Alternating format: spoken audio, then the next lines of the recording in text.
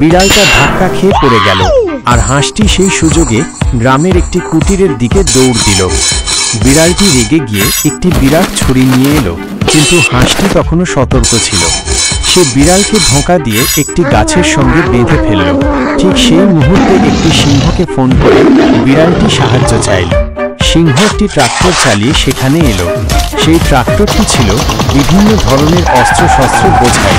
সিংহটি ভাবল সে তার বন্ধুকে সাহায্য করবে, কিন্তু সে নিজে হাঁসের পাতা ফাঁদে আটকে গেল। এরপর হাঁসটি ট্রাক্টর নিয়ে চলে গেল। সিংহটি যখন বিড়ালটির সাথে বাঁধা অবস্থায় ছিল, তখন তার পুরনো শত্রু বাঘ সেখানে আসে। বাঘটি সিংহ আর বিড়ালকে দেখে হাসে। বাঘটিও তার বন্ধু সিংহকে সাহায্য করার জন্য ফোন করে। সে একটি মোটরসাইকেল নিয়ে আসে।